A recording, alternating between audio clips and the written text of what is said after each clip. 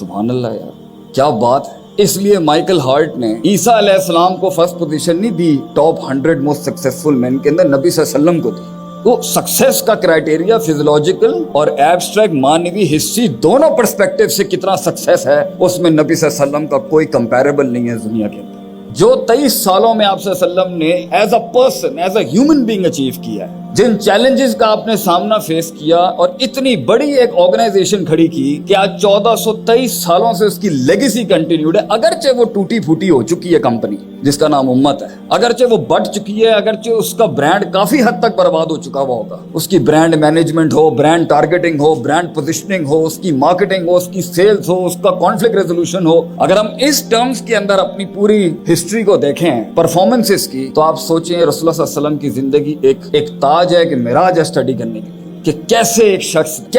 شخص آج کے دور میں بھی دیکھیں، اگر اس محاورے کے تحت دیکھیں کہ ہم رجال و نحن رجال، انسان وہ بھی تھے اس دور کے، ان سے پہلے بھی تھے اور آج بھی انسان ہے، ڈائنامکس انسان کی نہیں بدلی، کیسے کر گیا؟ ادھر ایک انسان اپنی آواز نہیں بیچ سکتا اگلے کو، کیسے آپ نے کیا کیا تھنکرز کریٹ کیے آپ سے،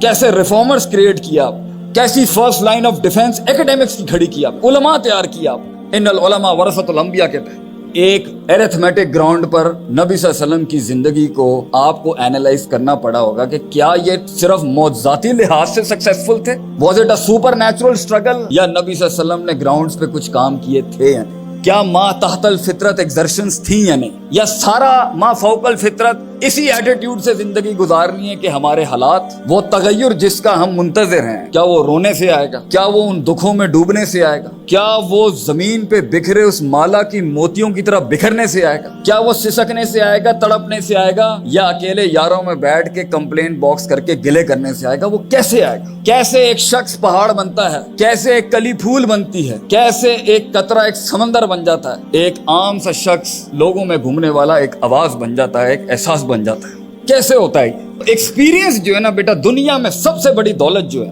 وہ ہوتا ہے ایکسپیرینس۔ زندگی کے محل بنانے کے لیے، زندگی کی سلطنتیں بنانے کے لیے، اس بیج کو پیڑ بنانے کے لیے، اس کلی کو پھول بنانے کے لیے بھجن کتابی تھریٹکس ہوتی ہیں، مگر پریکٹیکل ایکسپیرینس کے بغیر علم کندن نہیں بن سکتا، علم اس معراج تک پہنچ نہیں سکتا، کانٹینٹ کے اندر وہ حسن آ ہی نہیں سکتا، وہ اسٹریٹجک کمانڈ مینجمنٹ آ ہی نہیں سکتی جب تک کہ ایکسپیرینس نہیں ہوگا۔